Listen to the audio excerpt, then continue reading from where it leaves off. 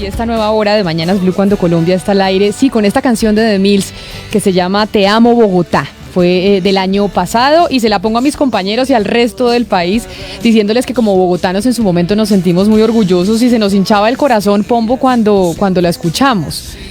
Sí, de claro. Te Amo Bogotá y realmente, ¿usted qué tan citadino es? ¿Usted es muy citadino o no? Bueno, yo le tengo que confesar que no, que yo cada oportunidad que tengo salgo corriendo, no digo yo de Bogotá, de cualquier ciudad, yo prefiero 1000 veces, 100 a 1 el campo a la ciudad. En cambio, yo soy todo lo contrario a usted. Yo me considero Sí, una mujer completamente citadina y frente a lo que está pasando en este momento con el coronavirus en el mundo, uno se pregunta, Ana Cristina, lo que va a pasar con las grandes ciudades, lo que va a pasar con Bogotá, lo que va a pasar con Nueva York, lo que va a pasar con Berlín, con París, las crisis de las grandes ciudades en el mundo y no solo de las grandes ciudades, sino de las ciudades en general. El campo va a reflorecer y a revivir y la gente va a querer irse para allá. Sí, así es, Camila. Y de hecho, pues hay grandes medios que ya se están preguntando y grandes columnistas que están haciéndose esa pregunta. Y me gustaría citarle un artículo de David Goodman en The New York Times, en que él precisamente miraba todo lo que está viviendo Nueva York, que digamos que es el gran modelo de urbe que tenemos en este momento. Entonces él decía, por ejemplo, al parar algunos datos, que el estimado que se tiene de pérdidas es de 7.4 billones de dólares. Y se dice que en ese artículo él dice, más o menos 186,000 almacenes pequeños de los que emplean a 10 personas se supone que van o se prevé que van a desaparecer. Y es que aquí, Camila, hay unos datos que uno lee en ese artículo y uno se sorprende. Por ejemplo, el jueves de la semana pasada en el metro de Nueva York montaron 470,000 personas y uno dice qué cantidad de gente, pero hace un año el mismo 5.9 millones de personas en un solo día. Y todo, ¿cómo va a cambiar todo esto? Y después de esta crisis, ¿cómo retomar esa ciudad que era antes? Y uno dice, eso será imposible, ¿qué es lo que va a pasar? Pero además, Camila, yo no sé si a usted le pasa y a mis compañeros, claro, todos queremos que regrese la normalidad, que se reactive la economía, pero uno siente un gran descanso cuando pues sale a la calle y ve las ciudades menos congestionadas.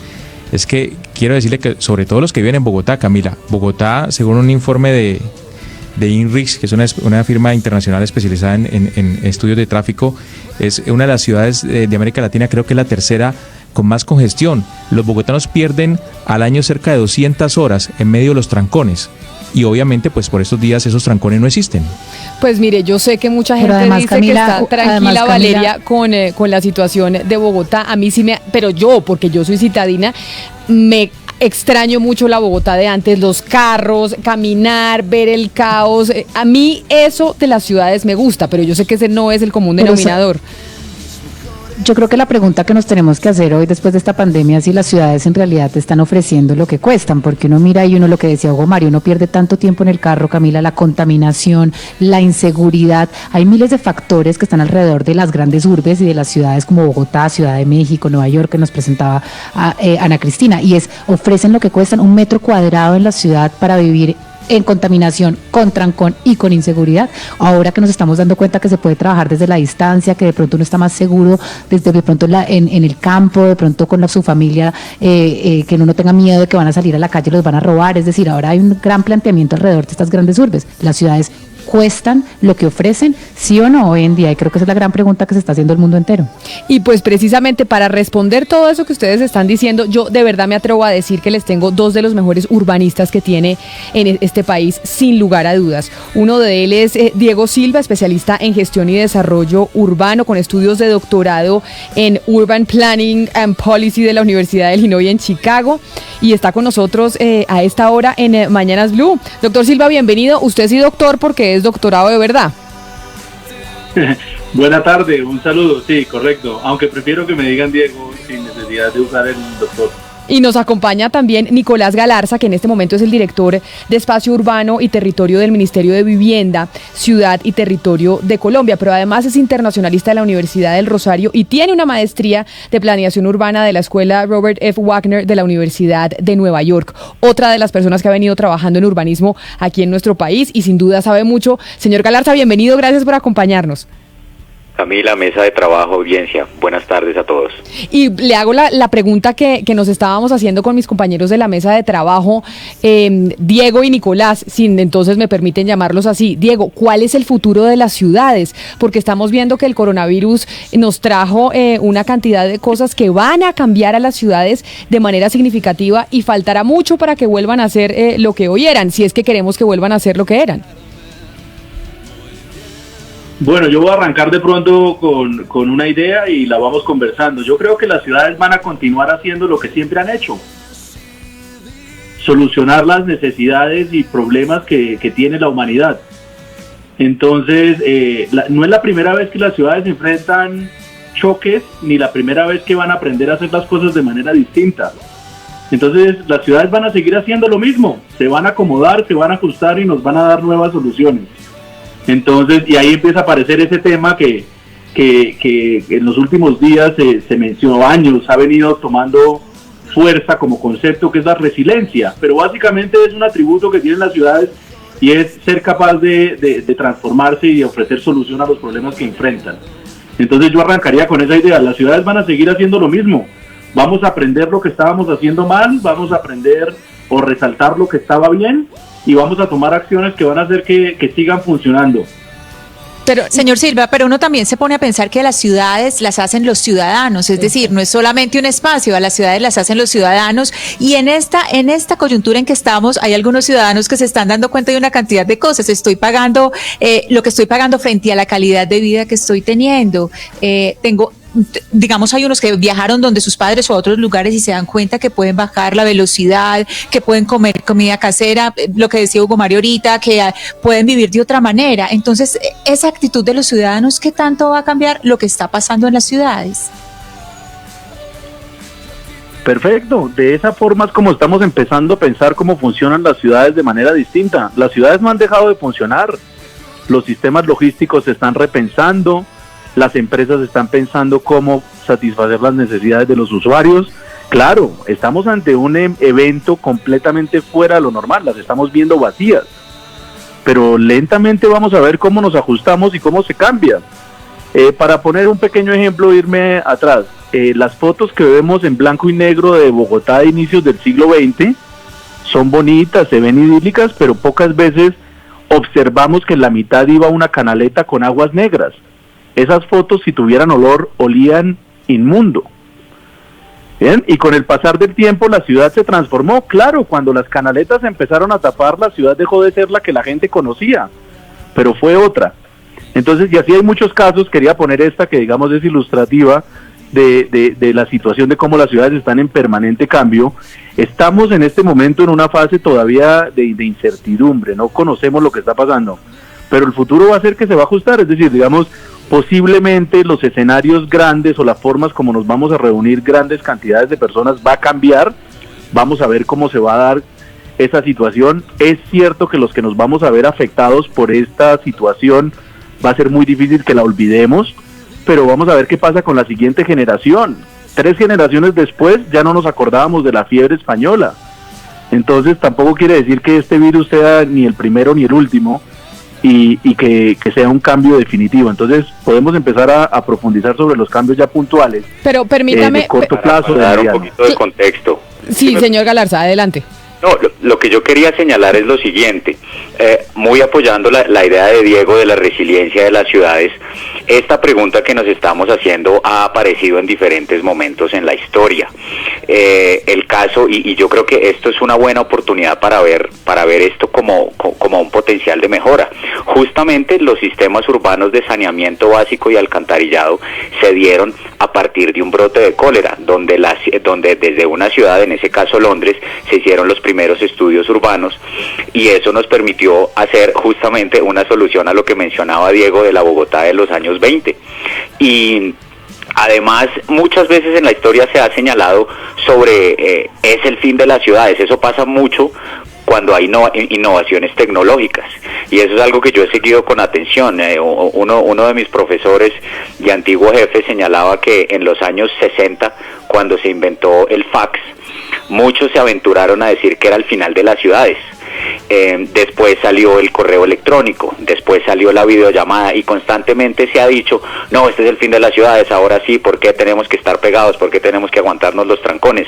Y normalmente tendemos a sesgarnos hacia las cosas que no son tan convenientes de las ciudades, pero también hay que siempre ver cuáles son los grandes beneficios de las ciudades en términos de la proximidad de la gente, del capital humano que se genera, de las ideas. Ustedes habrán visto hace 2 años el premio Nobel se lo dieron a una persona que justamente señaló la importancia de las ideas, del crecimiento de las mismas y cómo las ciudades son un mecanismo fundamental para la innovación. Un profesor Edward Glaser de la Universidad de Harvard señala constantemente que las ciudades son probablemente la invención humana más importante. Entonces esto ha pasado, tiene un contexto, ha pasado en diferentes momentos, estamos en un proceso de ajuste, pero no somos los primeros que nos estamos preguntando esto, y seguramente las ciudades van a tener un patrón de ajuste, va a ser una oportunidad, vamos a generar nuevas soluciones y vamos a seguir adelante. Mire, voy a cambiar la canción porque voy a poner la canción de Nueva York, que es la ciudad de ciudades y que de hecho nos dio pie por el análisis que se está haciendo acerca de qué va a pasar con esa ciudad, con la capital del mundo,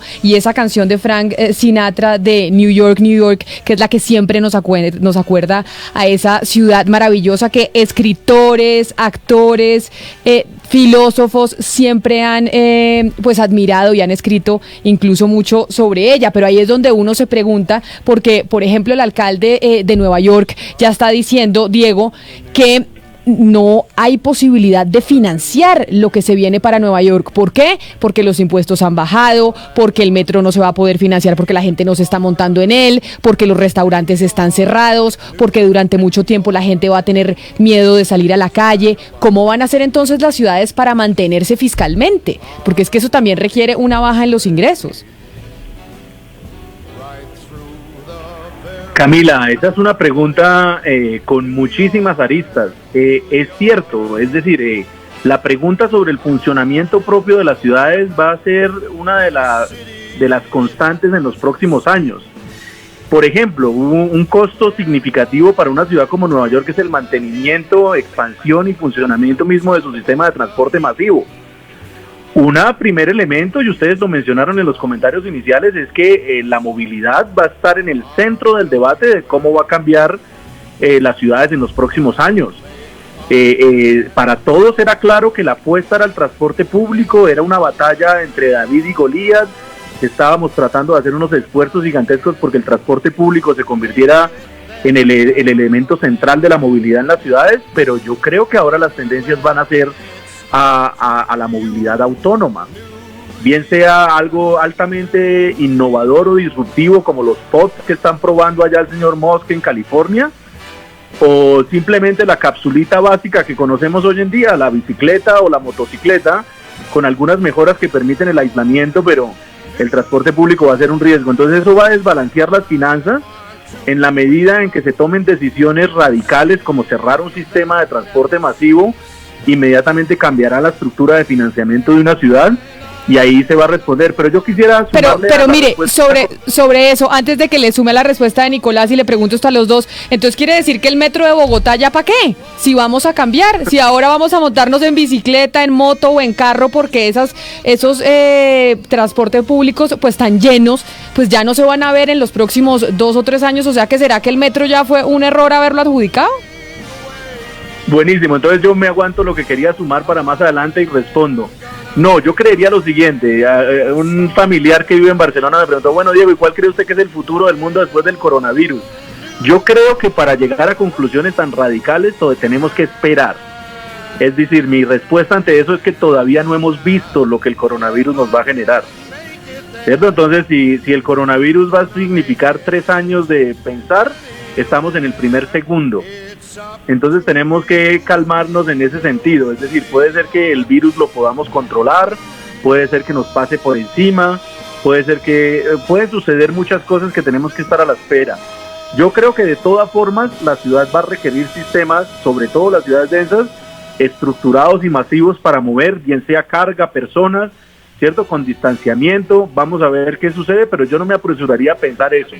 Yo pensaría que vamos a regresar a unos demandas similares a las anteriores, no al 100%, pero 60, 70%, Y como Bogotá es una ciudad que no tiene sistema masivo, evidentemente ese impacto va a ser bueno. Es decir, lo que se tiene planeado como metro es irrisorio comparado con la necesidad que tiene Bogotá de un sistema de metro. Claro. Entonces el proyecto que se tiene ahorita... Yo diría... Yo Nicolás, sumaría lo siguiente. Nicolás, sobre eso quiero preguntarle a propósito del tema del transporte y el futuro de las ciudades relacionado con el transporte. La gran apuesta de muchas ciudades europeas, y lo vemos con envidia, es el tema del transporte alternativo, la bicicleta. Más que hacer grandes obras de infraestructura, más que construir grandes sistemas de transporte, pues muchas ciudades europeas, sobre todo de los países escandinavos, se caracterizan justamente por eso, porque tienen mejor calidad de vida, porque muchos de sus ciudadanos se movilizan en bicicleta. ¿Usted cree que esta es una gran oportunidad para la bicicleta en ciudades colombianas, que tenemos una gran oportunidad aprovechando la pandemia y lo que venga después? Completamente. Yo creo que eso es lo que se empieza a ver, pero hay que generar una alerta. Uno lo que ve, que ya está pasando en Wuhan, por ejemplo, que empiezan a salir del aislamiento y que es el lugar de nacimiento del virus, es que ha habido, ante la falta de acción, un resurgimiento y se ha disparado la demanda de automóvil privado, que en lo que la literatura es absolutamente concluyente que no es sostenible. Pero yo sí creo que este momento es uno de replantearnos ese tipo de alternativas. Colombia, gracias en gran parte a la visión y al éxito que han tenido nuestros deportistas en el extranjero, han motivado muchísimo. Uno los fines de semana ve un montón la utilización de bicicleta de manera deportiva, y Bogotá sin duda tiene una de las redes más poderosas y más extensas a nivel mundial de infraestructura de bicicleta. Y lo que hemos visto en este momento de transición de ciudades vacías es que justamente podemos reponderar la priorización que se le está dando a la utilización de infraestructura para automóvil privado, y ver que incluso podemos hacer una apuesta mucho más ambiciosa en términos de movilidad sostenible a partir de la utilización de bicicleta. Yo, sin embargo, no descartaría el tema del transporte público. El transporte público tiene que ser muy importante. Las ciudades colombianas, comparativamente en tamaño, son pequeñas cuando uno las compara a nivel global o a nivel incluso de América Latina. Y eso ayuda a que se puedan cubrir distancias. Sin embargo, también uno tiene que entender que no todo el mundo tiene la misma condición física para hacer un recorrido de 20 o 30 kilómetros diarios en bicicleta. Pero la respuesta yo sí creo que es modos integrados de transporte, pero sí hay una oportunidad grande para reponderar la asignación de infraestructura de vehículo privado a movilidad sostenible. Usted quería decir algo sobre el tema del metro, cuando yo pregunté si entonces, en medio de lo que estamos viviendo, ¿será que el metro ya no es una prioridad porque probablemente no va a tener la cantidad de gente que pueda mover, porque ya no vamos a poder ir todos espichados como se ven los metros alrededor del mundo? No, yo creo de verdad que no podemos apresurarnos. Hoy no podemos sacar conclusiones, no tenemos toda la información. Los metros han funcionado desde hace más o menos 120 años en las primeras ciudades que tuvieron metro, y han seguido funcionando muy bien. Son una solución democrática, equitativa. Yo creo que lo que sería útil es, como lo decía Diego, este tipo de macroestructuras terminan siendo como una especie de profecía autocumplida. Como son tan eficientes, entonces siempre pensamos que esa es la única solución. Yo creo que, por ejemplo, que es necesario, pero mi invitación es a pensar de pronto en la oportunidad, cómo se puede reponderar eso y cómo otras alternativas también deben ser consideradas. Pero mire, le pregunto a Diego porque cuesta creer esa visión que ustedes tienen tan optimista de las ciudades del futuro con el presente que estamos viviendo. Por ejemplo, hoy escuchaba yo que decían que los partidos de fútbol solo podrían asistir máximo 1,000 personas a ver un partido de fútbol. Entonces, ¿cómo se imagina uno un metro o un Transmilenio que moviliza tantas personas, donde va tanta gente agrupada con contacto físico, cuando lo que se está pidiendo es exactamente todo lo contrario? ¿Cómo lograr defender el sistema masivo de transporte, el metro en este caso, con un presente tan y las grandes tan terrible como ciudades, el que estamos Oscar, viviendo. ¿cómo defender y decir que las grandes ciudades van a seguir siendo cuando estamos viendo otra cosa completamente distinta? Totalmente distinta. Excelente pregunta y creo que muy valiosa. Primero, haciendo relación al fútbol, yo soy hincha del Atlético Bucaramanga y ese equipo ha funcionado con no, usted está 200 acostumbrado asistentes a las 500 personas. Entonces, ese tipo de equipos puede seguir funcionando, pero lejos de ese comentario, lo importante es optimizar los recursos que se tienen. Es decir, para el caso de Transmilenio, la saturación del sistema no es casual, es planeada. El sistema se planea para estar siempre lleno, ¿cierto? No voy a ahondar en eso, si quieren profundizamos. Hay que empezar a planear mejor. Yo me he parado en estaciones como la 106, 107 y la gente haciendo filas sobrecarga la capacidad del puente. Muchas veces, enfrente de esa situación, yo he dicho, deberíamos poner barras para entrar al puente, simplemente porque la gente está en vulnerabilidad. Entonces, para responder a la pregunta, es manejo eficiente del sistema. Es decir, empezar, no sé si ustedes han visto ya los supermercados, como empiezan a marcar los sitios donde uno tiene que pararse para guardar el distanciamiento. Posiblemente las configuraciones de los vagones van a cambiar rápidamente y lo vamos a ver en las ciudades más sofisticadas. Posiblemente Berlín nos dé buenos ejemplos de eso. Desmontarán las sillas y pondrán unos separadores, ¿cierto? En las paradas o en el andén nos dibujarán donde tenemos que esperar. Seguro que aparecerán unas talanqueras que permitan entrar cierta cantidad, ¿cierto? Optimizar el recurso, pero no quiere decir que deje aparecer. Los chinos, de hecho, ya están empezando a utilizar los sistemas de transporte, pero no necesariamente es una cosa de blanco y negro, sino de matizarlo. La forma como estábamos usando Transmilenio era realmente a las patadas, ¿cierto? Pero Diego, era unos buses que corrían y enchorizábamos a la gente. Hay muchísimas formas de organizar el acceso al transporte público. eso que usted nos está contando y esta nueva versión de ciudad al final parece ir como en contra de lo que somos los seres humanos un poco, ¿no? Y es como ir en contra de la corriente, separadores, tratar de tener siempre la distancia, etcétera, este nuevo diseño de ciudad. Pero inclusive yéndonos antes de la pandemia y entendiendo lo que era Bogotá antes, era un caos. Aquí todo el tiempo estábamos registrando los problemas de contaminación, los problemas del tráfico, los problemas de inseguridad. Y yo quiero preguntarle si es que esto va a ser un tema de resiliencia, de que las ciudades se van a adaptar, o es que en realidad la ciudad ya fracasó, es decir, ya con el teletrabajo de pronto ya la ciudad dejó de ofrecer lo que tenía que ofrecerle a las personas y lo único que le está ofreciendo es inseguridad, contaminación y tráfico para lo que le entrega a la ciudad. Es decir, no, el modelo ciudad actual antes de la pandemia no había fracasado ya. Yo creo que el fracaso de las ciudades es prácticamente el fracaso de la civilización humana como la conocemos.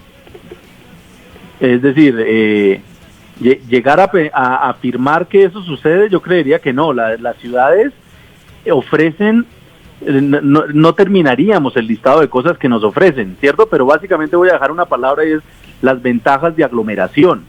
Es decir, el hecho de estar cerca los unos a los otros, nadie está diciendo que bajo el modelo Transmilenio, pero cerca, es decir, que exista personas en el vecindario, hace que los rendimientos productivos en términos económicos, sociales, culturales, intelectuales sean exponenciales, ¿cierto? Entonces, yo no creería en este momento que, aunque la situación es asustadora y todos estamos en una situación fuera de lo común, es de eso. Y también yo diría que las afirmaciones de que las ciudades nos proveen contaminación, pobreza, inseguridad, está un poco sesgado por las ciudades que nosotros tendemos a ver, que son las latinoamericanas. Efectivamente, las ciudades latinoamericanas tienen un reto porque no hemos sido capaces de hacer lo que otras ciudades sí hacen, ¿cierto? Pero las ciudades grandes estadounidenses, las ciudades europeas por encima de todo, y las nuevas ciudades asiáticas no ofrecen todo esto que estamos hablando, todo lo contrario. Entonces, no podríamos generalizar que todas las ciudades grandes son inseguras. Por el contrario, hay muchas Pero es que, ciudades mire, Diego, grandes. usted me está diciendo que las ventajas de las ciudades están en las, digamos, en las reuniones alrededor de la cultura y el arte y lo que ofrecen las ciudades, pero eso es justamente lo que vamos a dejar de ver por unos años. Entonces las personas van a decir, yo voy a quedarme 2 años en una ciudad cuando puedo trabajar desde mi casa y ya sé que lo puedo hacer, a una ciudad que no me va a ofrecer ni la cultura, ni el arte, ni el cine, ni el restaurante, ni la noche, ni absolutamente nada. ¿Cuál va a ser como el raciocinio de las personas de quererse quedar en una ciudad? El grupo de personas que puede trabajar desde la casa es muy pequeño. Muchas veces tendemos a decir que ahora todo el mundo tiene celular porque el círculo de amigos de uno tiene celular, pero la mitad del país no tiene celular, como cuando se pretendía que la aplicación Corona App estuviera en todos los celulares de los colombianos. Primero hay que solucionar muchas otras variables antes de pensar que todos los colombianos van a tener. Entonces, es muy difícil pensar que todos los colombianos podemos trabajar desde la casa. Es un grupo muy privilegiado que lo puede hacer. Sí, ellos lo van a hacer, van a empezar a quedarse en la casa. De hecho, creo que es una gran ventaja que ese grupo empiece a hacer, porque también son los grupos que compran carros, 2, 3, 4, para burlarse del pico y placa. Entonces, que empiecen a tomar decisiones más razonables, como vivir cerca al trabajo, no tener tantos movimientos en el día, conductores, etcétera, etcétera. Pero en realidad, cuando hablamos, digamos, de la generalidad, tenemos que pensar es en el grueso de la distribución normal de la población de una ciudad, y la actividad humana sigue siendo muy física. Entonces, por eso, si realmente nos tenemos que quedar todos encerrados, fracasa la humanidad. Nicolás, creo que quiere decir algo. Algo que señala Diego, que yo creo que es muy importante, es darnos cuenta del impacto económico que tienen las ciudades. Las ciudades, probablemente las 30 metrópolis más grandes del mundo, controlan el grueso de la economía del mundo. Eso pasa solo en Bogotá. Bogotá produce el 30% del Producto Interno Bruto del país, sola. Y algo que hay que señalar es el impacto particularmente en las personas con mayor necesidad, porque es una decisión informada. Nosotros como especie, a partir de 1800 más o menos, tomamos una decisión. En vez de estar cerca de la tierra, decidimos estar cerca a las personas, a los unos a los otros, a las ideas. Y en la distribución de la población que hablaba Diego, uno puede identificar diferentes niveles de bienestar, y particularmente tal vez en los quintiles o en los cuartiles bajos, hay gente que de todas maneras está mejor que como estaba en el campo, pero que tiene un nivel de necesidad muy grande, y esas personas, lo leía también en un artículo de The Guardian, que para la gran mayoría de la población, trabajar en casa no es sentarse en el computador, tener conferencias y los fines de semana ver Netflix. Hay una realidad durísima en donde estas personas necesitan de la actividad económica para mejorar su calidad de vida. Nosotros, como le decía Diego, somos una especie que decidió urbanizarse en uno de los proyectos que como especie más grandes nos hemos embarcado, y el éxito del bienestar que se ha cosechado los últimos 2 siglos particularmente depende del éxito de las ciudades. Entonces hoy estamos en una coyuntura que nos asusta. Yo por eso al principio de la intervención les decía, el tema del teletrabajo, sacaron el fax y dijeron se acabaron las ciudades, sacaron el correo electrónico, dijeron ahora sí no, y de lo que nos hemos dado cuenta y que todos disfrutamos mucho y nos beneficiamos es del contacto, de la oportunidad de los unos con los otros, porque en la conferencia laboral no necesariamente siempre se ocurren las ideas. Eso pasa mientras estamos almorzando, mientras estamos tomando un café y mientras estamos yendo a la tienda, o de pronto mientras estamos yendo a un restaurante, un museo. Entonces esa actividad es la que nos ha llevado, a pesar de los problemas, a estar en uno de los puntos de mayor bienestar en la historia de la humanidad. Si lo comparamos con cualquier otro momento de la historia, hoy estamos mejor que en cualquier otro momento. Pero precisamente también en esa búsqueda del bienestar es, digamos, donde se buscan posibles soluciones, y algunas personas, muchas personas cada vez más buscan la periferia, poblar la periferia, edificar en la periferia, y ahí el problema con la expansión de las ciudades hacia la periferia está esa invasión de los espacios verdes, que también son los que necesitamos para vivir. Entonces, no sé, le quería preguntar al señor Silva si usted cree que esto realmente es una amenaza, digamos, una migración grande hacia la periferia en las ciudades, que pueda amenazar esos espacios verdes de los que dependemos tanto también ahora. Sí, es decir, pero es una amenaza propia de la humanidad y no vamos a ver de pronto que nuevamente yo pienso que el mediano y el largo plazo requiere aún un poco de paciencia por parte de nosotros. Pero la amenaza de las ciudades expandiéndose hacia sus periferias, y de hecho sobre eso Nicolás nos puede hablar bastante porque hace gran parte de su trabajo en Nueva York, ¿cierto? Hace parte, digamos, de los incentivos perversos que genera la ciudad. ¿Por qué llamo perversos? Porque en la medida en que se valorizan o aparecen vectores de valor de suelo en las ciudades, se hace muy, muy rentable tomar suelos con muy poco valor y valorizarlos simplemente por el cambio en una norma o por unas pequeñas inversiones en amenidades, y aparece lo que podemos ver en varios casos en Colombia, la voracidad sobre todo de algún grupo de constructores por ocupar esos predios, y vemos todos los debates que se dan alrededor de POTs, etcétera, etcétera. Ese incentivo perverso que existe para el caso colombiano y muchas otras ciudades no quiere decir que tenga que ser la tendencia, ¿cierto? Hay muchísimos proyectos, muchísimas iniciativas que tratan de mejorar las tasas de ocupación en las afueras de las ciudades, respetando el medio ambiente, ecoaldeas. Hay ahora desarrollos tecnológicos que permiten que la huella se minimice, ¿cierto? Entonces que no sea solamente llegar y estropear el lugar que estropeamos, sino mejorarlo. Muchas veces es difícil creerlo, pero a mí siempre me gusta, y nuevamente las fotos históricas es buena y no perder esa perspectiva. Si ustedes miran una fotografía del centro de Bogotá en 1920 hacia las montañas, todos los cerros estaban pelados, no había árboles, y la razón es porque se cocinaba con leña. 70 años, 90 años de ocupación y de una innovación tecnológica hizo que esos cerros volvieran a estar poblados de árboles, ¿cierto? Entonces la llegada de los seres humanos no significa la destrucción necesariamente. Entonces yo pienso que sí, siempre, pero nuevamente, como varias cosas, siempre están esas dos fuerzas peleando, y yo no creo que necesariamente tenga que ser catastrófica. Yo creo que la ocupación humana de por sí es voraz, es viral, perdón. Ana Cristina, no, yo quería contemplar eso porque justamente incluso he publicado al respecto el fenómeno de la expansión urbana, como lo señalaba Diego. Y yo creo que algo que hay que entender es que el problema no es la expansión urbana per se, el crecimiento de las ciudades per se. El problema es el crecimiento mal hecho. El problema es que pase a las espaldas de las administraciones, a la espalda de la administración pública. Perfectamente, en este momento, deberíamos estar trabajando en que todas las ciudades planeen ese crecimiento. El problema de que la gente se asiente en las periferias y tenga unos recorridos de conmutación de más de 1 hora, de 2 horas incluso, no es porque la gente esté lejos. El problema es porque está mal conectada.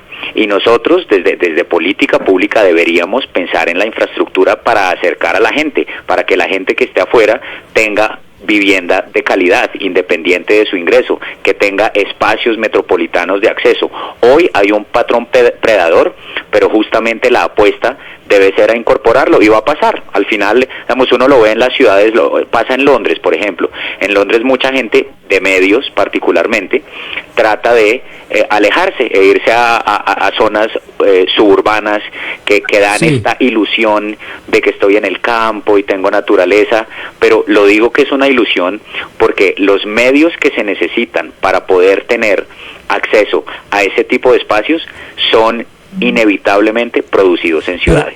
Entonces es como un círculo en el cual tratan, pero siempre estamos dependiendo de lo que se produce en las ciudades, aún la gente que decide irse a zonas alejadas. Yo quisiera hacerles un comentario a ver ustedes cómo me lo responderían, porque veo que ustedes no solo son unos expertos urbanistas, sino unos amantes de la urbe, y eso está muy bien. El tema ahora es, y se los digo porque es que hemos hablado de rendimientos productivos y todo, y como si el proceso de urbanización fuera irreversible, y me amarro a un dato que ofreció el último DANE, el último censo del DANE, perdón, y es que el 76% de los habitantes en Colombia viven en ciudades y el 24% en el campo, de manera relativamente aislada. Yo no estoy tan seguro y lo digo casi que como con el ánimo picaresco de que ustedes defiendan sus tesis urbanistas, yo no estoy tan seguro que ese proceso de urbanización sea irreversible después de lo que estamos viviendo a través del COVID, del coronavirus. Yo creo que pues obviamente nadie está diciendo que se van a acabar las ciudades y que van a ser las protagonistas del ordenamiento territorial, pero yo creo que el proceso de urbanización quizás sí se vuelva algo reversible y lleguemos a unos niveles un poco más equilibrados entre urbe y periferia. Pues a ver, yo ahí meto la cucharada.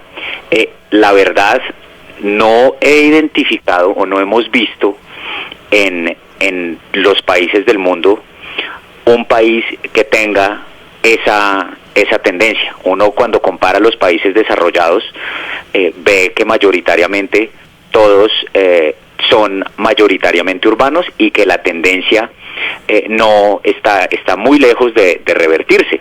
Uno puede identificar, por ejemplo, que en Estados Unidos o en Europa la gente está considerando no irse siempre a la megaciudad, a la Nueva York, sino pensar en ciudades intermedias como Denver, por ejemplo, por decir algo, y yo creo que eso podría pasar acá en Colombia. Yo creo que en algún momento va a haber un equilibrio entre la gran ciudad, y yo creo que eso es algo que ha pasado particularmente en los últimos 15 años tal vez en Colombia, en donde las ciudades intermedias han tenido un crecimiento bastante grande, ciudades que eran pequeños pueblos, centros de abastecimiento, cuya economía era primordialmente rural, hoy son ciudades absolutamente funcionales que tienen su economía sobre la base de prestación de servicios y no de servicios y no de la agricultura o del agro en particular. No hay una tendencia en el mundo. El único episodio que yo vi donde trató de reversarse esto fue en Camboya en plena guerra, cuando a las malas trataron de re-ruralizar el país, y pues esto fue un genocidio y una masacre. No hay tendencia, no hay país en el mundo que esté tratando de eso, lo que no significa que no debamos pensar en lo rural, en conectar mejor el campo y en mejorar las condiciones de vida de las personas que producen los alimentos y que permiten que podamos estar en las ciudades con el bienestar que estamos. Pero mire, como puede ver Gonzalo, Nicolás, a ver, Diego, adelante. No, escucho la interpelación y aporto. No, es que porque Gonzalo, lo que por lo menos a los que somos citadinos, como yo, que como lo confesé desde que empezó el programa, pues nos alienta un poco las respuestas de Diego y de Nicolás, pero yo no sé los oyentes que estén preguntándose y qué preguntas tengan para ellos. Mire, Camila, tenemos varios oyentes que nos escriben a través de Twitter y del Facebook Live. Por ejemplo, Freddy Roa nos dice que todo esto está muy bien, lo que estamos debatiendo en este momento, pero cuando llegue la vacuna, las ciudades van a volver a ser las mismas. Por otro lado, María Barrios dice, lamentablemente se acabarán los conciertos y los partidos de fútbol. Por acá nos escribe Harold Arce y nos dice que tal vez se evalúe la posibilidad de equipar las bicicletas con motores eléctricos, pero hay una pregunta que nos deja el oyente Felipe González, y se la voy a hacer al señor Diego. Y dice lo siguiente, don Diego: ¿es ingenuo ese pensamiento de que una vez se consiga la vacuna, la ciudad va a cambiar de a ser una nueva ciudad, a tener un nuevo modelo de urbe?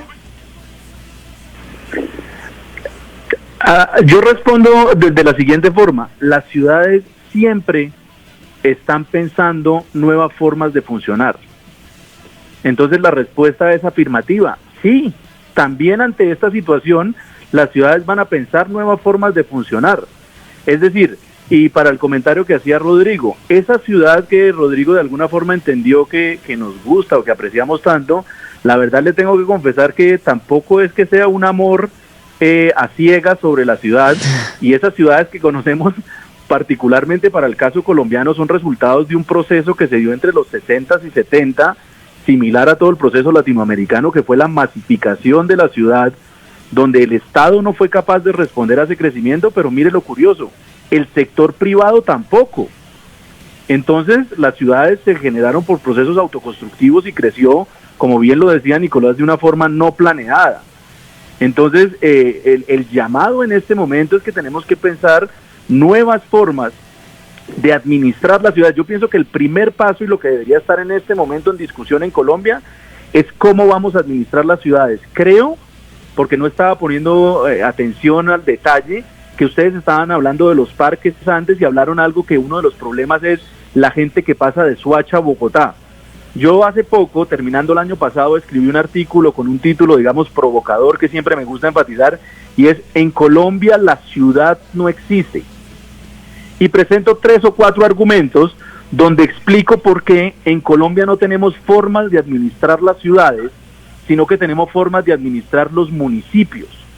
Y eso conceptualmente y prácticamente es completamente disfuncional.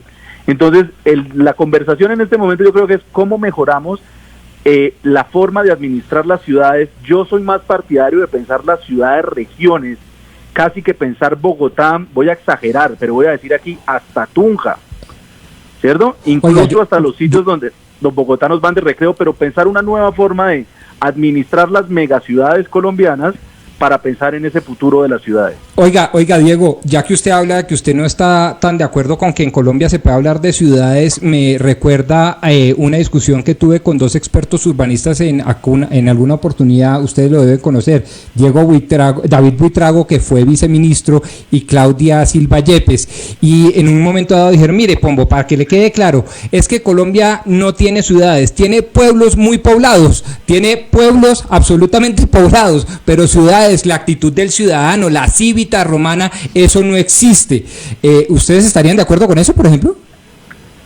Pues yo le comparto aquí lo que muchas veces dice el profesor Fabio Zambrano de la Universidad Nacional del Instituto de Estudios Urbanos, y es que Bogotá simplemente es una colección grande de edificios, y lo poquito que lo hace ciudad es el aeropuerto, que en realidad no es el aeropuerto de Bogotá, sino que es el aeropuerto de Colombia, porque sabemos cómo funciona por hub y spoke el sector aeronáutico.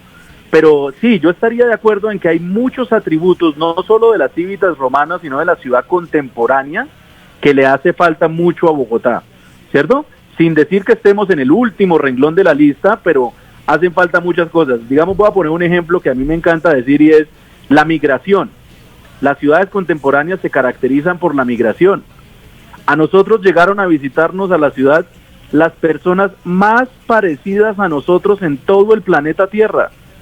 No llegaron camboyanos, ni nigerianos, ni rusos, ni polacos, llegaron venezolanos. Y no nos comportamos como una ciudad moderna. Entonces, si empezamos a listar muchos elementos, a las ciudades colombianas le faltan muchos atributos para hacerlo, pero evidentemente esa es la configuración urbana que tenemos del país y tenemos que ir construyendo sobre eso que tenemos. Miren, pero yo pienso que es... Yo no sería tan tremendista, le diría al compañero Pombo, la verdad. Yo creo que es fácil caer en esos titulares radicales, y yo quiero invitar a que pensemos de verdad en por qué estamos acá, por qué todos los que estamos en esta mesa estamos en una ciudad. Pensemos en el origen de nuestras familias. Mis abuelos, por un lado, son de Boyacá, por otro de Soacha, mi padre es de Soacha, y todos, yo creo que con alguna facilidad podemos ver hacia el pasado y ver cómo hay una progresión social en torno al bienestar que tenemos, no solo económico, sino también social y en el acceso de servicios. Claramente no estamos en un paraíso y hay muchísimo espacio para mejorar, pero yo los invitaría a ustedes, invitaría a la audiencia a que vean esto como una oportunidad de mejorar lo que no está funcionando bien. Pero Bogotá es una gran ciudad, las ciudades en Colombia tienen cosas, tienen pros, tienen contras, pero este tema de que esto es un pequeño villorrio miserable con no, yo coincido con usted, Nicolás. Yo acá gente sin valores. Yo creo que estamos lejos de eso. Yo creo que hay una gran proyección. Las ciudades, la gente más talentosa siempre viene a las ciudades y cada una contribuye de una manera muy especial a que estemos en lugares, en mejores lugares. No son perfectos, pero esto puede ser una oportunidad para que sean mucho mejor. Sin duda alguna, y yo coincido con ustedes, sé que no todo el mundo, pero yo sí amo a Bogotá y la adoro con sus defectos. Pero mire, Diego, quiero preguntarle, porque usted hablaba de Transmilenio, se nos va a ir acabando el tiempo, pero hoy hay una discusión muy importante y yo sé que usted sabe de Transmilenio. Y hay una discusión importante entre el gobierno nacional y el gobierno local, en donde el gobierno local dice, si se reactivan ciertos sectores, se me va a colapsar el Transmilenio y yo no puedo permitir que el Transmilenio se me colapse, porque ahí evidentemente empieza a ser un foco de contagio. Yo le quiero preguntar a usted, con su experiencia sobre el estudio de transporte masivo, ¿quién tiene la razón? Es decir, las manufacturas, la construcción, ¿mueve tanta gente en Transmilenio? Más del 30%, que es lo que nos dice la alcaldesa Claudia López, que podemos soportar en medio de la pandemia. ¿Podemos transportarnos en bicicleta y en otras cosas para reactivar los sectores, sí o no? En términos de transporte, que creo que es uno de los puntos de discusión entre el gobierno nacional y el gobierno local. Camila, se me cortaron ahí las últimas frases, pero entendí el grueso de la pregunta. Y respondo, ¿cuál de los dos tiene razón? Yo diría que, como siempre me gusta como amante de la fotografía, no es ni blancos ni negros, son los grises. Es decir, no tomaría partido por ninguno de los dos. Uno de los grandes problemas que se tiene es que evidentemente los puntos de encuentro de altas personas se convierten en focos peligrosos para el contagio, y Transmilenio es uno de ellos.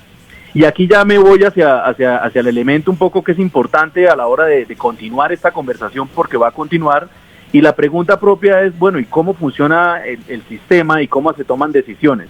Tenemos que pensar que también en Transmilenio hay una presión muy grande, y esto va a continuar en los próximos meses, porque ustedes saben que cada bus que no se mueve son recursos que dejan de perder las empresas privadas que operan el sistema. Entonces no necesariamente es una preocupación por mover personas, es una preocupación también por la rentabilidad misma de las empresas, y es uno de los problemas que anticipábamos desde hace muchos años, de tener un sistema 100% operado por privados. Y por eso es que el benchmarking de una empresa pública o la operación total, como lo hace Medellín, ¿cierto?, es una de las cosas que tiene que entrar en la palestra, porque en este momento, pues, hacer política pública sobre un servicio privado se vuelve una cosa compleja. Entonces, ahí aparece un debate muy importante. Es cierto que la gran mayoría de personas de la construcción van a utilizar el transporte masivo y necesitan hacerlo. Algunos, por la ineficacia de la provisión de buenos servicios, compraron su moto, aprendieron a moverse en bicicleta, pero el grueso o un grupo sustancial de los que trabajan en el sector construcción van a requerir el servicio, y ahí regreso a lo que yo dije antes. Pero entonces ahí es donde le pregunto, ¿se colapsa más del 30% de Transmilenio si entra el sector construcción y el sector manufacturero a operar? Que entiendo es el disgusto de la alcaldesa Claudia López, que dice, yo solo puedo permitir el 30% de la gente en Transmilenio. Y si está el sector de la construcción y el sector manufacturero operando, ese 30% pues va a ser mucho más alto, porque más gente va a demandar Transmilenio, y por eso, dice la alcaldesa, en Bogotá no se abre manufacturas. Mire, Camila, yo le voy a responder con una cosa que creo que es importante. Para responder bien esas preguntas se necesita información. Y el esquema como funciona Transmilenio actualmente, lamentablemente no permite que fluya bien la información. Entonces, si el distrito quiere saber exactamente dónde ingresan las personas, el contrato que existe con Recaudo Bogotá no permite que Recaudo Bogotá entregue de manera oportuna y pertinente la información. Entonces, esa respuesta la tienen que hacer sentados todos. Los operadores tienen que decir cuánto les está costando mover un bus, cuánto les está costando operar, se tienen que volver transparentes ante esta situación, ¿cierto? Si realmente van a querer pedir que los apoyen en la recuperación de sus inversiones, ¿cierto? Se va a requerir una transparencia gigantesca que hasta el momento no hemos tenido, y por eso era que era importante, yo mencionaba hace un segundo la importancia de un benchmarking o obligatoriedad en el flujo de información. No hay claridad cuánto valen las llantas, no hay claridad cuánto vale el mantenimiento de los buses, no hay claridad el número de pasajeros, porque el flujo de información que se tienen son siempre estimados y agregados que no permiten la granularidad para responder esa pregunta. Entonces hay que abrir las puertas, se tiene que volver caja de cristal y abrir una conversación mucho más amplia para poder encontrar una solución adecuada y una respuesta a esa pregunta. Doctor Galarza, adelante.